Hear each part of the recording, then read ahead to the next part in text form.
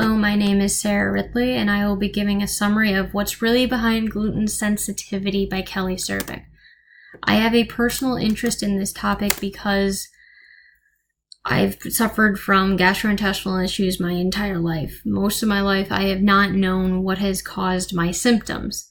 6 years ago, I started a gluten-free diet, and then I converted to a gluten-free, dairy-free diet, and now I'm on something called a low FODMAP diet to all help alleviate my symptoms. What I will be covering today are symptoms of individuals like myself with a gluten sensitivity, but do not have celiac disease. Studies supporting immune responses to eating gluten in those that do not have celiac disease, and studies supporting reactions to FODMAPs instead of an immune response to glutens. The symptoms that individuals with a sensitivity to gluten have are bloating, gas, and diarrhea, and minorly headaches and just general joint pain.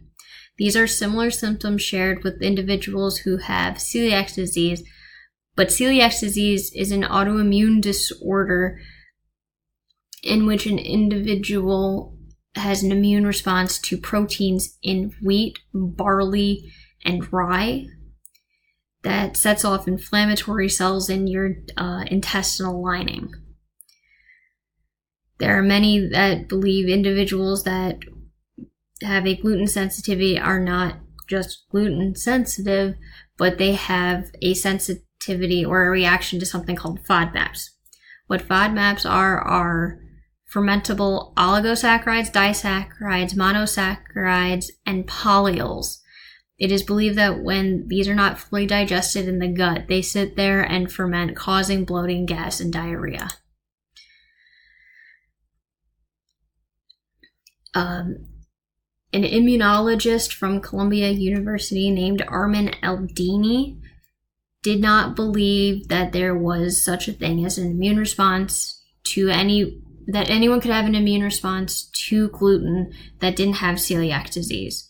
In order to prove this point, he obtained 80 samples from individuals that were determined to be gluten sensitive and was testing them for unique immune responses, or testing for markers that you would only have if you have an immune response, compared to healthy volunteers and individuals that are known to have celiac disease that would show these markers. He was surprised himself when he saw his results that the gluten-sensitive individuals had higher levels of antibodies against gluten in their blood. 25% of these gluten-sensitive individuals continued on for the next 6 months on a gluten-free diet, and again had their blood retested and showed the reduction of these same antibodies. Knut Lunden, who is another researcher, believed that there was an immune response to gluten. He wanted to prove the person who founded the term low FODMAPs diet was wrong in stating that anyone who has an issue with gluten actually has an issue with FODMAPs. So what he did was selected 59 individuals who claimed to have this gluten sensitivity and had them eat modified muesli bars, which were designed to disguise the taste and texture of different ingredients laced in them. There was 3 different bars: control, one that was laced with gluten, and one that was laced with FODMAPs. Each of these individuals would eat one of these bars at random for a week straight, once a day, and then would report their symptoms. This was repeated until all 3 bars had been eaten by each individual. What had been concluded from this study is that most of the individuals had the highest symptom scores after consuming the FODMAP-laced bars instead of the gluten-laced bars.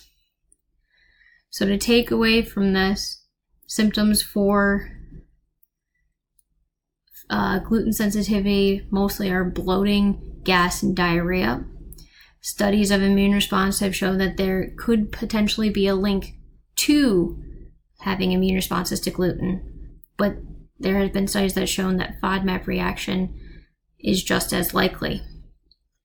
at the end of the day, there's no agreed upon cause to what causes gluten sensitivity in individuals without celiac disease.